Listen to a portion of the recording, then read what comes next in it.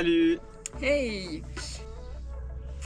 Donc on se retrouve aujourd'hui pour une nouvelle vidéo sur nos équipements, donc on va les passer un peu en revue, sans trop s'attarder pour pas non plus que la vidéo soit à rallonge, mais voilà.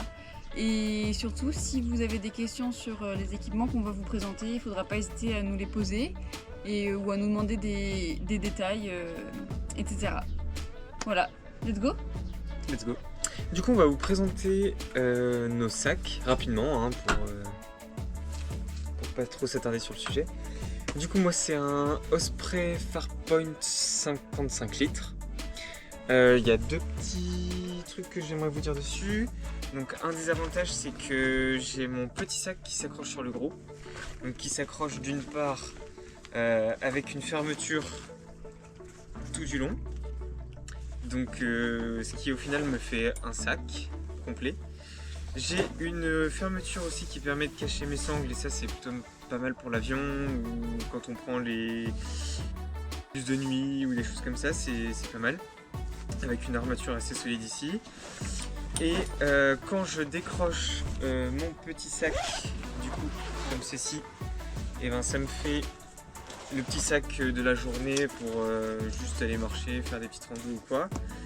Et ici j'ai deux attaches qui me permettent de le porter à l'avant, comme ceci, hop, avec le gros sac sur le dos, tout simplement. Donc voilà, un autre avantage que je pourrais dire, c'est son ouverture valise, et qui au total du coup fait 55 litres avec les deux. Et petit désavantage, je pense, c'est qu'il n'y a pas assez de poches. Par exemple, ces poches là pour les gourdes sont peu fonctionnelles et il en manque un petit peu sur la totale, mais globalement je suis très satisfait pour l'instant. Après on verra ça pour les randos à venir. Voilà. Petite dernière précision sur mon sac, il coûte environ 150 € il me semble, mais on me l'a offert durant mon dernier stage grâce à des collègues géniaux, cœur sur vous. Et du coup voilà, il me suit maintenant partout. À mon tour de présenter mon sac. Donc voilà, c'est un McKinley Yukon CT Vario que j'ai acheté pas pour le tour du monde, je l'ai acheté avant. Et le principal avantage de mon sac, c'est qu'il y a beaucoup de rangements. J'en ai vraiment de tous les côtés et c'est vraiment hyper fonctionnel. Deuxième avantage, c'est que c'est un sac adapté à la morphologie féminine. Donc c'est top pour moi qui ai un peu de problème de dos. Ensuite, troisième avantage, juste l'ouverture valise. Comme pour Anthony, c'est vraiment hyper bien de pouvoir ouvrir le sac sur le dessus, comme ça, quand il est posé à terre. Par contre, au niveau des inconvénients, il est un peu grand, c'est un 60 litres, enfin 50 plus 10, c'est un peu grand. Du coup, on a envie d'en mettre beaucoup trop dans le sac, ce qui fait qu'il est beaucoup trop lourd. Et le deuxième inconvénient, c'est que même à vide, le sac est un peu lourd. Mais il est vraiment très confortable pour les randos et tout, donc voilà, je conseille vivement. Il m'a coûté 80 € il me semble, mais je l'ai eu en réduction, donc si je dis pas de bêtises, c'était aux alentours de 130 sans réduction. Voilà. Et mon petit sac, voilà, que c'est un Quechua cette fois, avec pas mal d'ouvertures, avec pas mal de poches aussi, donc c'est vraiment pratique, vraiment confort pour faire les randos à la journée. Je recommande aussi en soi, mais vraiment bien. Et petit plus pour ce sac, il s'ouvre aussi par le bas. Voilà. Et c'est un 20 litres. Avec... Vous n'oublierez pas de noter le petit Gwenadu présent sur toutes les photos. Vive la Bretagne! Finalement nos sacs c'est bon. Ouais. Donc maintenant passons à tout ce qui va être camping trek, parce qu'on a décidé de s'équiper en conséquence, parce qu'on savait pas forcément où est-ce qu'on allait dormir, des choses comme ça. Donc on a décidé de tout emmener, tout en restant raisonnable vis-à-vis du poids. Du coup voilà, donc on a une tente, donc c'est la Quantum 10.2 de McKinley. Elle fait 1,3 kg il me semble, c'est une tente de place. Après on l'a testé une fois, pour être tout à fait honnête, c'est vrai qu'avec tous nos sacs, C'est un peu petit. c'est un peu petit. Donc ça dépanne quand on n'a rien où dormir. Et on trouvera toujours des solutions pour bien s'organiser à l'intérieur, mais satisfait. Mais franchement, elle est cool. Sur notre Instagram, vous avez un petit réel du montage de la tente. Et plus, je vous mettrai une photo juste ici de ce que ça donne déplié et monté. Mais voilà, je recommande. Ensuite, on a emmené donc nos matelas. C'est à l'envers. Excusez-moi. Qui sont donc les Ford Class 500 grammes et de taille L. Franchement, au top. Au top. Et vraiment hyper confortable. C'est pas les premiers matelas gonflables de chez Decat ou Intersport qui sont sortis, c'est vraiment des bons trucs. Voilà. Du coup, après, je vous ferai une petite énumération au niveau des prix à la fin. Ensuite, on a nos duvets qui sont des 0 degré, pareil de chez McKinley. Celui-ci, c'est le Trekker. Franchement, c'est pareil. Oh, peut-être hors champ, sorry.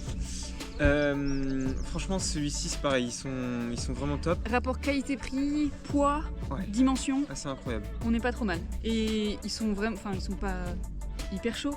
On dormirait pas en montagne dedans, mais franchement, très bien. Non, franchement, ça dépanne super bien. Ils sont hyper confortables, donc on regrette pas.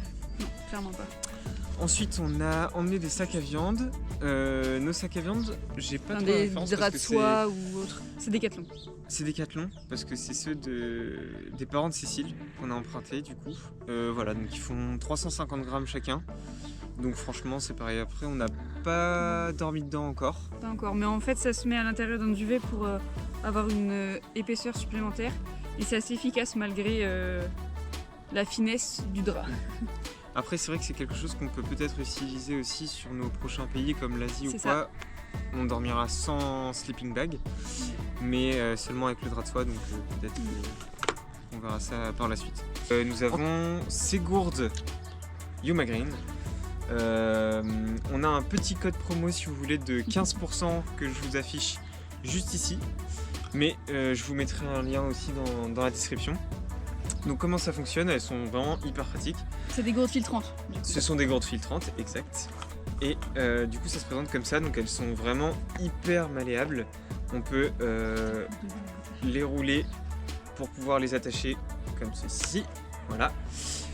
Et à côté de ça, donc on a ce filtre là qui se met directement du coup sur le bouchon juste ici, hop. Et voilà, donc ce sont des gourdes contenance 1 litre et très pratiques parce que vraiment on peut boire toute l'eau. On a testé avec cette eau du lac, ça marche impeccable. C'est faux. Ensuite, on a deux petits oreillers de voyage comme ceci. Bon, c'était vraiment, je pense, pour la forme, parce que pour le coup, je m'en suis servi une fois dans l'avion. Oui. Mais moi, je m'en suis servi aussi une fois. Mais voilà. Après, bon, c'est gonflable, ça prend pas de place du tout, ça pèse que dalle. Donc, pour 2 €, ça. Pour 2 €, c'est validé.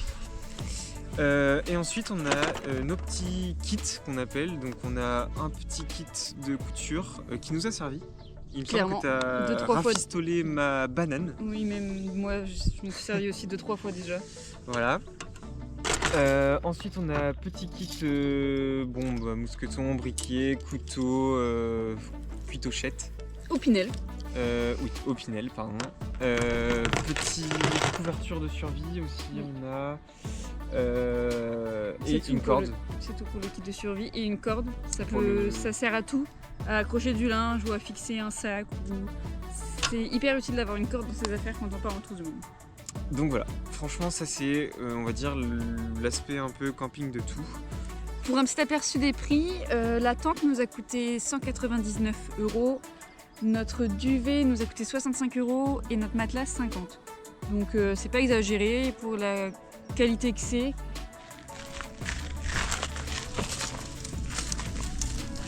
Ensuite, on enchaîne donc sur les vêtements.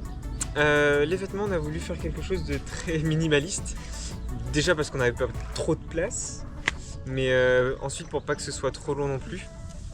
Donc du coup, globalement, je pense qu'on a fait 2 tenues quotidiennes, une tenue sport, une tenue travail. Sport-travail. Qu'on utilise pour le travail. Voilà.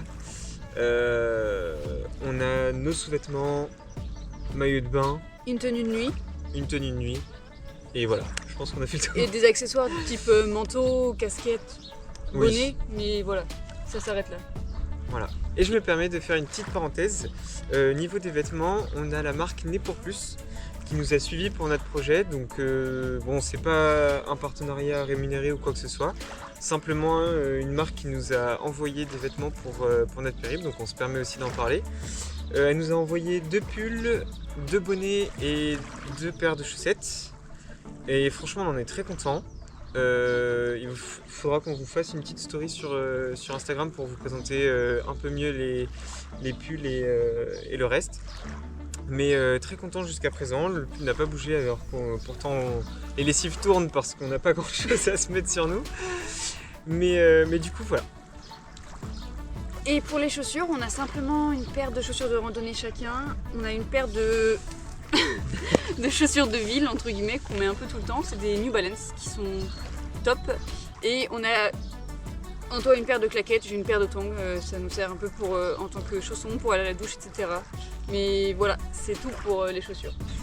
Dans nos sacs, on a aussi donc une trousse de toilette et donc cette trousse de toilette qui est hyper pratique parce qu'elle se déplie et elle s'accroche un peu partout avec plusieurs rangements, un petit miroir, tout ce qu'il faut. C'est très pratique pour les campings pour s'accrocher un peu n'importe où. Pour ce qui Ou est même dans l'avion. ou même dans l'avion clairement. Pour ce qui est du prix, j'en ai absolument aucune idée parce que ça fait plusieurs années que je l'ai et que c'est mes parents qui me l'ont payé. Et Mais du coup voilà. plusieurs années, donc très Oui. robuste. Oui, plusieurs utilisations, ça c'est sûr. Et sinon, bah, ce qu'on met dedans, c'est nécessaire pour 2, pour 1 an. Donc, C'est ça, voilà. dentifrice, brosse à dents, tout ce que vous pouvez imaginer. On a En aussi minimaliste. une tondeuse, ce qui Oui. prend un peu plus de place. Et brosse, peigne, tout ce que vous pouvez imaginer. On a aussi notre petite trousse à bobo, où il y a le nécessaire de médicaments pour 1 an à peu près, tout ce qu'on peut imaginer pour partir. Mais ça fera l'objet d'une prochaine vidéo où je détaillerai un peu comment faire sa pharmacie quand on part 1 an autour du monde. Tout ce dont on a besoin en fait en termes de premier secours ou quoi que ce soit. Donc, on vous montrera tout ça. Ensuite, on a tout ce qui est aussi administratif dans nos sacs. Donc, on a une pochette comme ça où on a toutes les copies de nos papiers d'identité. Ça peut être passeport, carte d'identité, carte vitale. Bon, pour le moment, ça ne nous sert clairement pas, mais on a tout photocopié. Tous nos papiers importants, on a photocopié. On a donc un portefeuille, chacun son portefeuille. Voilà. On a tous nos papiers importants dedans et chacun notre passeport. Pour continuer, on ajoute donc nos petits accessoires. Ouais. Accessoires pratiques en banane. Pratiques, je sais pas si c'était vraiment le mot parce que Non, elles sont grosses. elles sont un peu grosses pour le coup. On verra par la suite si on les change ou si on les change pas. On a tout ce qui va être casquette, chapeau, Serviette de toilette. microfibre, Microfibre. of course. Pas très agréable mais très léger Et sèche très vite. et sèche très vite. On a aussi un jeu de cartes, des carnets De voyage. de voyage. On a un Un- cale porte-alarme pour la suite. On vous présentera ça si ça vous intéresse aussi. Mais ça, c'est des petits gadgets qu'on n'a pas encore testés parce que c'est vrai qu'ici on n'a pas eu l'occasion, mais qu'on va pouvoir tester. Et donc, la partie électronique pour terminer, on a pris nos 2 téléphones. On a pris donc tout ce qui va avec, un chargeur, Adaptateur de prise. adaptateur universel. Ça, c'est vraiment le must du must. On a aussi notre ordinateur. Récupérer. Voilà, c'est de la récupération. C'est un petit ordinateur qui fait le taf. Clairement. C'est un 13 pouces, il fait à peine 1 kg. Donc franchement, on en est content. C'est vrai que ça nous sert pour tout ce qui est série, pour tout ce qui est réservation. Administratif, tout ça. Administratif, parce que le suivi de budget, du coup, comme vous l'avez vu dans la dernière vidéo, se fait dessus. Tout ce qui va être Montage vidéo YouTube. Montage vidéo YouTube, exactement. Du coup, voilà. On a également des écouteurs, bon, la classique, Notre disque dur. disque dur externe, Pour toutes les photos. photos, vidéos. On a quelques séries aussi, tu vois. Oui. Mais ça, faut pas trop dire. Et on a aussi, du coup, la liseuse, Ouais. qui est une Kobo. Très pratique. Voilà. Ça permet de pas se charger en livre. Donc c'est vraiment top. non, franchement, voilà pour le côté électronique. Et bien sûr, comme je l'ai dit, mais on a tout ce qui est chargeur à côté. Donc c'est en fait, c'est ce qui est le plus chiant dans le côté électronique. Mais voilà. Petite chose qu'on a oublié de vous présenter, c'est les sacs compartiments qu'on a. Bon, ça, ce sont les miens parce que Cécile a oublié les siens. C'est des sacs donc faits main par ma petite sœur chérie d'amour. Et du coup, voilà, sur mesure, on lui avait demandé de faire en fonction de nos rangements dans nos sacs et de la façon dont on pliait nos vêtements. Du coup, on en a 3 ou 4 chacun. Donc moi, j'ai celui-ci par exemple, celui-ci et celui-ci pour les chargeurs. Donc voilà. Et évidemment, pour terminer, les 3 choses indispensables en voyage, c'est le téléphone, la carte bancaire et le passeport. Avec ça, normalement, on peut aller partout. Donc c'est parfait.